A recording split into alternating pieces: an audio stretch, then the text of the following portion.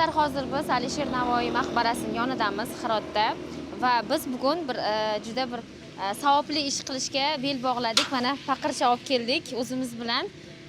Supurgi va latta olib kelganmiz. Mana shu 9-fevralda bobomizni tug'ilgan kunlariga bir o'zimizdan kichkina bir hadya sovg'a qilmoqchimiz. Shu maqbarani ozroq supurib, tozalab, o'zimizni bir hissamizni qo'shmoqchimiz. Bizi ishimizga ko'pchilikni savobi tegadi. Albatta, sizlar ham bu videoga like bosing, obuna bo'ling va ko'pchilikka yetkazing. Bu video qanchalik ko'pchilik inson ko'rsa, bizni bobomizni har safar eslashadi va Hirotga albatta shu yerga kelib, mana shu ishni amalga oshiradi degan bir umidimiz bor. Ketdik.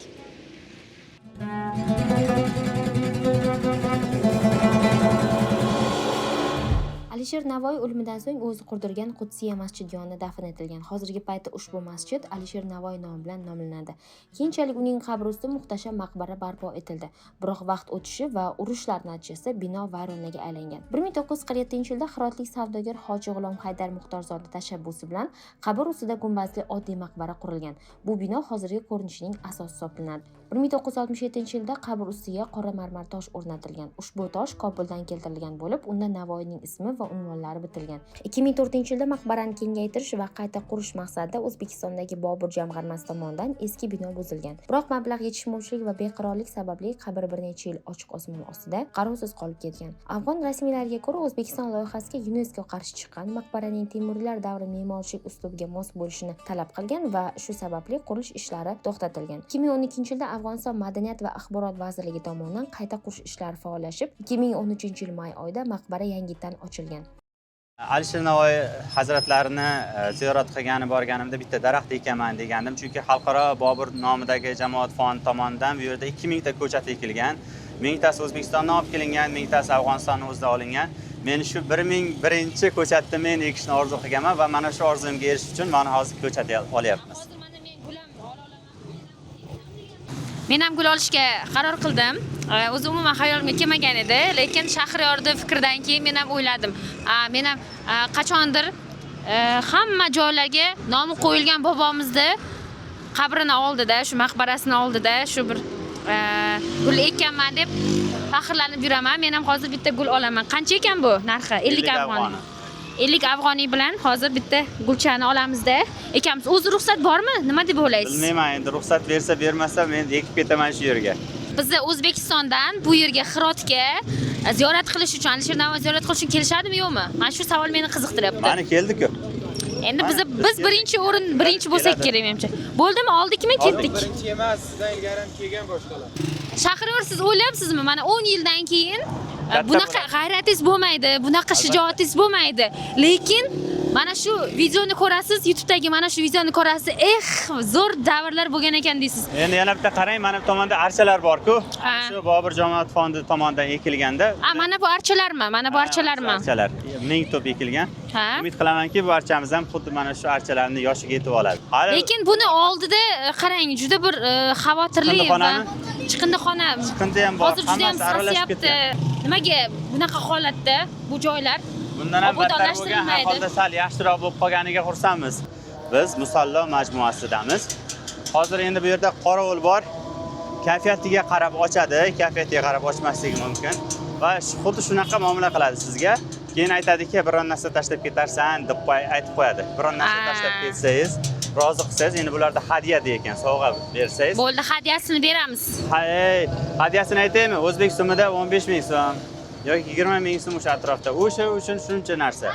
Biz mana Musalla kompleksimi buni nomi? Yo'q, bu yer Gavhar Shodbegim bog'i. Ruxsatnomamizni ko'rsatamiz, mayli deydi, olaver deydi.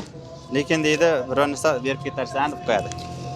Mana maktubimiz. Bu maktubni rostini aytsam 5-6 marta ko'rdi. Meni ham yaxshi tanib qoldi. Men deyarli har kuni 2 soat shu yoqqa kelib ketyapman. Baribir har kuni har safar yana boshqatdan maktub. Mana hozir meni ruxsatnomamni so'rashdi va biz kirdik. Ruxsatnoma bo'lishi kerak sayohat qilganda.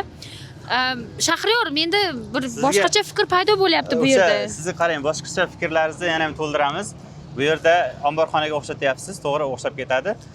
Bu yerda aholiga shunaqa qulayliklar yaratilganki, bemalol kelib voleybol o'ynashingiz mumkin. Bobolarimiz ruhini bezovta qilib, voleybol o'ynash uchun sharoitlar ham qilib qo'yilgan. Oho, bu yerda voleybol o'ynaladimi?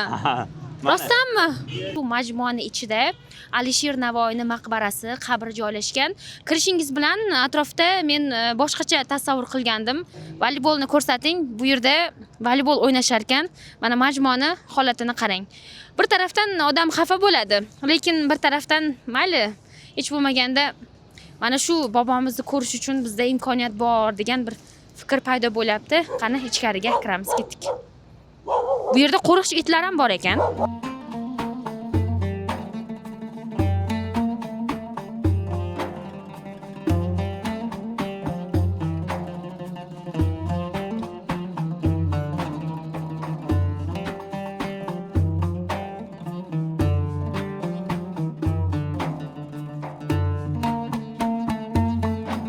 Siz aytgandek, bizlarning ham Afg'onistonda Alisher Navoiyga ko'p katta arzish beriladi, ulug'lanadi. Bizning masalan, bizning Andxoyimizda bir yurtimizning eng markazida qaror topgan bizning masjidimizning ismi Alisher Navoiy. Alisher Navoiyning otiga atab bir masjid, katta madrasaning otini qo'yganlar. Yo Hazrat Alisher Navoiyning otiga atab boshqa ham nimalar, maktablarning ham ismi Alisher Navoiy otiga qo'yilgan. Talabalik davrimda bir maqola yozgandim. Bir qator asarlar, Navoiy asarlari butunlay chop bo'lgan, ammo xatoliklar ko'p, juda ko'p xatoliklar. Biz endi Navoiy asarlarini nashr qilishda, chop qilishda, xalqqa yetkazishda juda kamchiliklarimiz ko'p. Birinchi kamchiligimiz bizni iqtisodiy muammo. Keyin bizni bir hech bir siyosiy hukumatdagi kuchimiz yo'q, qo'llov yo'q, hech kim targ'ib qilmaydi. Shu uchun ham biz ko'proq ehtiyot qiladi odamlar. Otim Said Mirzo. Men ma'lim edim. Taqriban 47 yil ma'rifda xizmat etganman. Taqriban 94-yilda men taqovid etdim. Ba'd az 47 yil xizmat taqovidim olganman. Yoshingiz nechida? Yoshim bilan 78. Navoiy o'zbek xalqdan. O'zbekning balasi bu. Bizlar ham o'zbek bizlar. Va o'shani ravishini, raftorini bizlar bir ta'qib etmoqimiz kerak. U tarixi filoniki qo'yib ketibdi. Uni bizlar taqviya qilmoqimiz kerak. Buni mardumga bildirib tushuntirishimiz kerak. Bizlarning mana sobiqa 600-750 tillarimiz hanuz to'rpog'ini tagida yotgan edi. Hech kim bunga tavajjuh etmaydi. Magar shundan bizlarni tamoman asnodi o'zbek o'zlar Navoiy tiriktirib ketgan. Bu bizlar buni yangidan maydonga chiqarsak, topbilsak jahoniyonda mana bunda bir inson bor ekan, o'zbek bor ekan, mana bunda olim bor ekan. Hamma, masalan, afg'on bor, hazora bor, boshqa toifalar bor. Hammasi o'z naslini, o'z olimini, o'z donishmandini mana taboruz berib ko'rkazib yuribdi maydonga. Bizlardan zarurki, mana buni kitoblarini bizlar ko'proq taksir qilib, izofa qilsak. Mana hozir biz Alisher Navoiyning maqbarasiga kirishga tayyorgarlik ko'ryapmiz. Bizni hozir kimdir kuzatyapti bu yerda. Videolarni. Mana bu bitta ayol tashqaridan ham kelib kuzatyapti. Nima qilyapti bular deb. Afg'onistonda shunisi qiyin o'rtoqlar.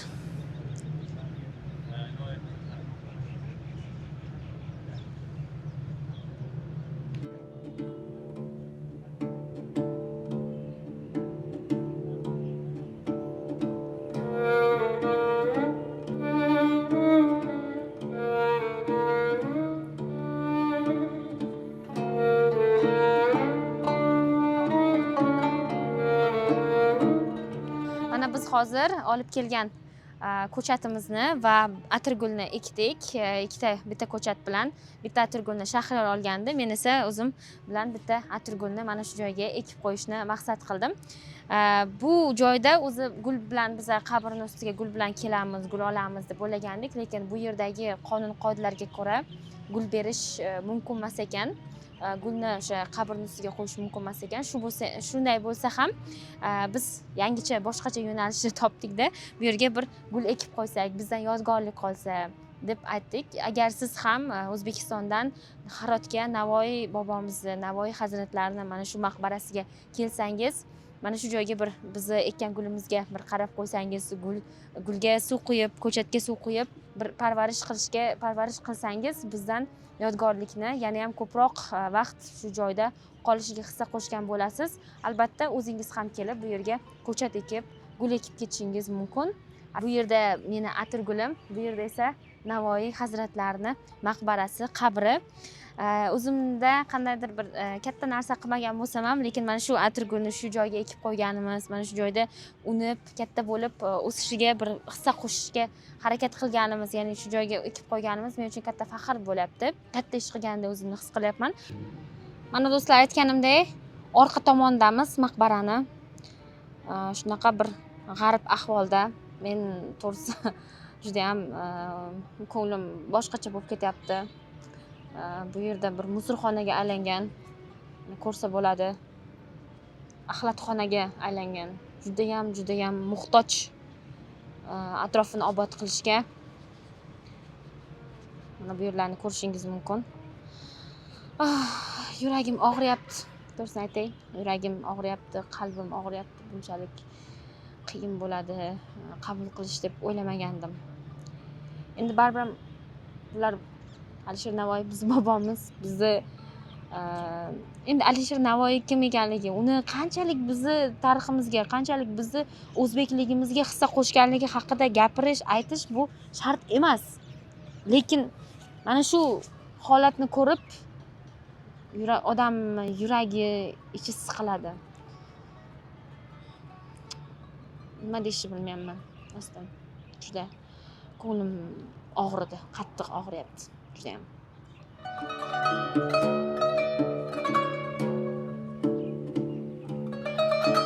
Bu yerga kelganimdan keyin menda g'alati hissiyot paydo bo'lishni boshladi.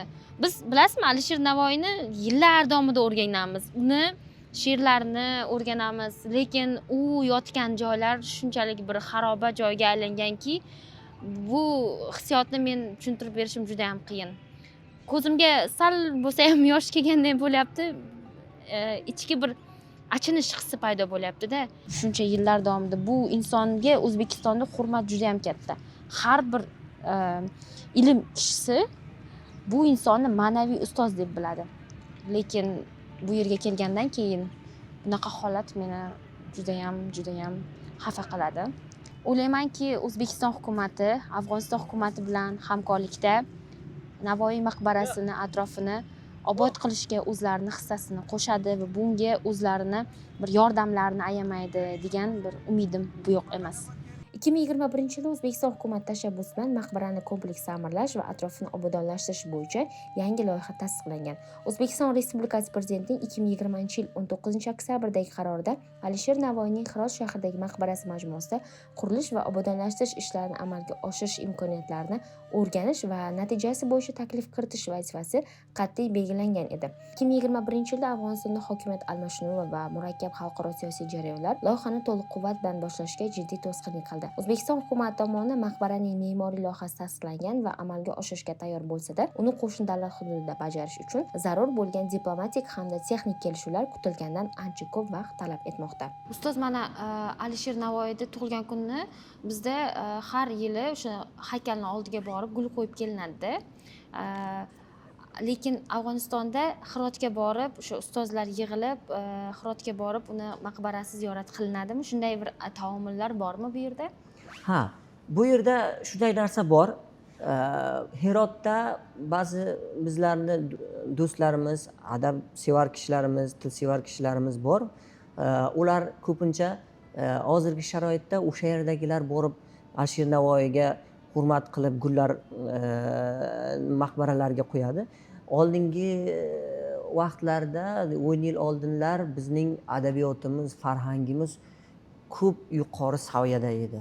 Ya'ni boshqa Afg'onistonda boshqa til farhanglar ham bor, masalan tojikcha yo pashtuncha bor edi, yo turkmancha yo boshqa ham kichik tillar ham bor edi, lekin bularga qaraganda o'zbek tili nihoyatda tez yuriyar edi. Ya'ni yuksalishi ko'p sur'atli edi.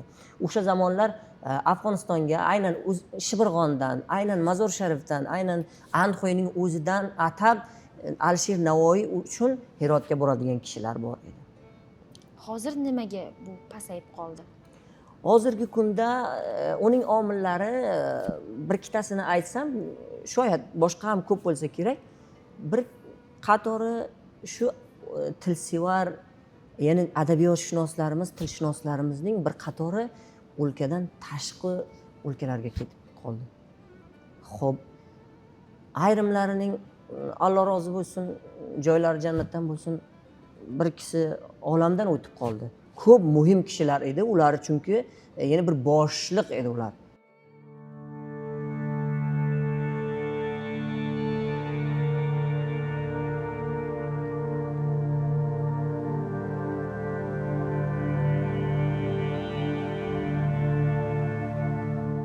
Maqbarasini ochishyapti.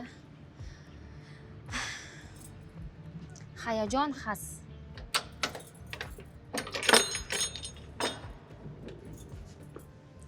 Assalomu alaykum. Bu joy qop-qorong'i bo'lib qolgan.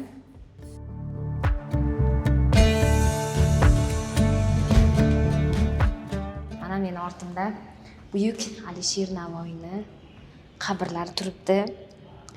Bu joyga qadam bosish har kimga ham nasib qilmaydigan holat. Chunki bu yerga kelishni o'zi bitta katta jasorat. Mana shuni bir o'zbek qizi sifatida burchimni bajardim deb hisoblayman.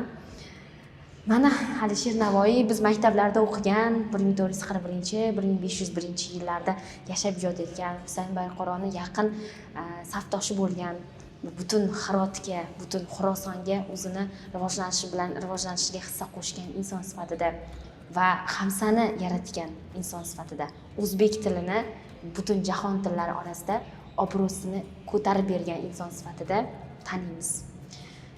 O'ylardim, kichkina paytimdan boshlab, jurnalistlikni tanlaganimdan boshlab shu joyga kelaman, shu qabrni ko'raman degan menda fikr uyg'ongan va mana shuncha yil o'tib maktab davridan beri orzu qilgan orzumga yetishdim.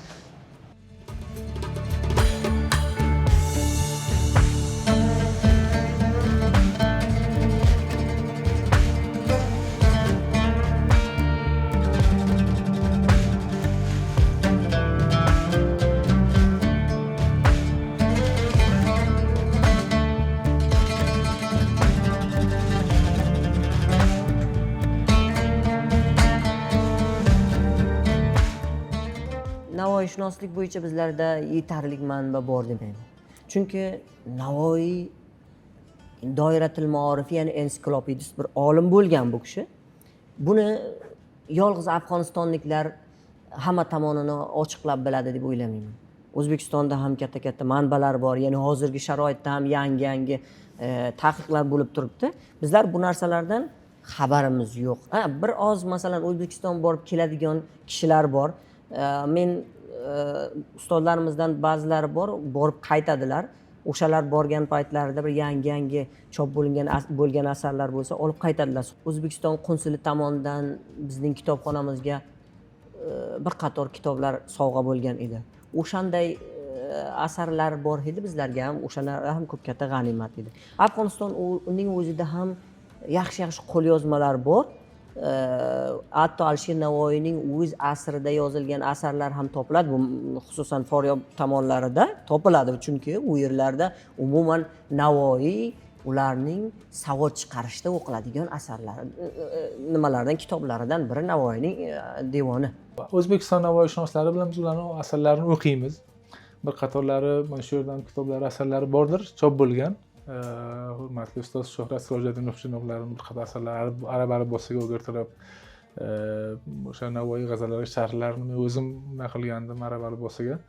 Keyin Dilorom Salohiy ustozni bir ta'sirlarini yaqinda ebardilar, "Birini o'qiting, haqqa yetding" deb uni men arabcha qildim.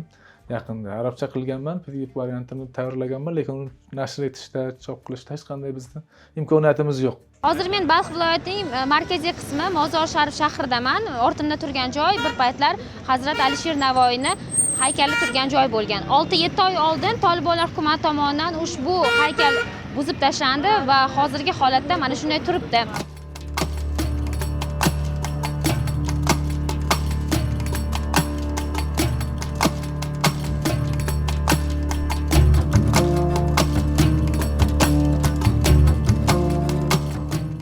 Alisher Navoiy haykali 2008-yilda shahar hokimligi tomonidan o'rnatilgan edi. 2025-yil avgustga kelib yodgorlik joylashuvi mutafakkir maqomga mos emasligi sabab bilan olib tashlandi.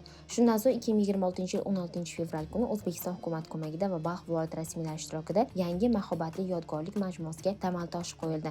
Loyiha O'zbekiston tomonidan moliyalashtiriladi. Biz hududni qaytadan o'rganib chiqdik.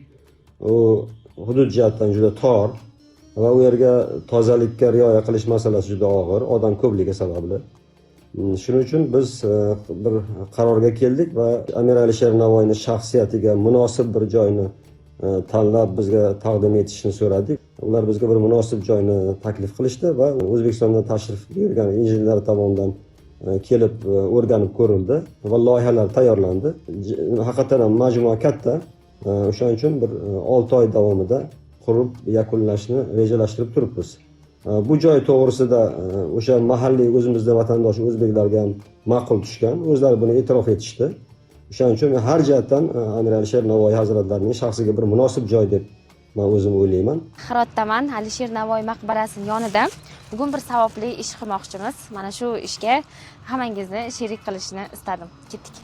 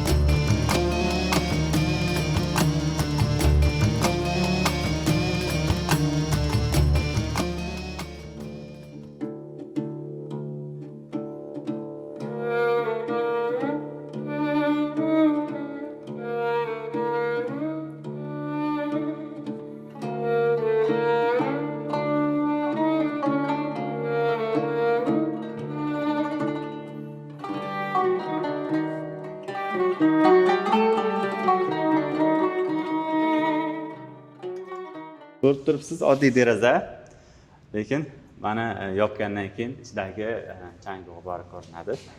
Endi buni tozalash qiyin, lekin harakat qilib ko'ramiz. O'xshasa, o'xshamasa. Shahriyor ancha paytdan beri umuman tozalanmagan. Shunday endi imkoniyat bo'lmayapti. Agar bizga qo'yib bersa qani, o'zbeklarimiz har kun kelib tozalashadi. Har kun mehr berishadi. Hazrat Amir Alisher Navoiy bir kichik inson bo'lgan emas. Bugun buni qabrini ustidan bu bizga hayratli, siz to'rpog'ini qarang. Bu buni girdidan ham emas, biz mana shu qabrini ustidan lattalar bilan supurib olibmiz. Lekin bugun Kobul bo'lsin, Toshkent bo'lsin, O'zbekistonda har viloyatlari, har tumanlari bo'lsin, Navoiyning otiga quvonadilar, lekin uni mumkin yig'in oladilar, uni uchun ehtifol oladilar, lekin mana buni qabrini birinchi marta, buni ziyoratgohini biz ulug'lashimiz va buni ziyoratini toza asrashimiz kerak. Oddiy aholi kelishga yaxshi ruxsat bermaydi. Afg'onistonga o'zbek kam emas, 10 million, 15 million turk o'zbek yashaydi Afg'onistonga. Lekin bular kela olmaydi. Mana men ham bugun shu sayyohlar bilan qo'shilib, shularni bahonasiga bular bilan tarjimonman deb kirganman. Buni ko'rib men juda qayg'ulandim. Shu yerga bir o'zbekni ishga olsin, misol uchun boshqalarga ham oylik beradi, shu yerga ishga olib 7-8 odam. O'shani birtasini o'zbekdan olsa, mana shuni bemalol har doim o'zi buni qancha baholi kishi bo'lganini u biladi, bemalol o'zi tozalab yuradi. Bir yomon vaziyatga tortanaklar bosib, eshiklar buzilib, shunday bir yomon vaziyatga qolib ketgan. Bu joyda avval Sharq ko'zgusi kanalida ko'rgandim. O'shanda hazratimizda portretlari ham shu joyda turadi. O'shani qidirib qarasam, mana bu joyda ekan. Mana bu toshning orqasida ekan. Faqat ichida portret yo'q. Bilasizlar endi. Bu yerda rasm taqiqlangan. Shuning uchun mana portretda rasm yo'q. Shundaki shu orqasiga qo'yilgan va buni orqasi ham chang bo'lyapti. Afsuski bu yerda tozalash ishlari deyarli bo'lmaydi. Juda ham kam odam keladi. Bir kunda bitta odam kelsa ham bu katta narsa.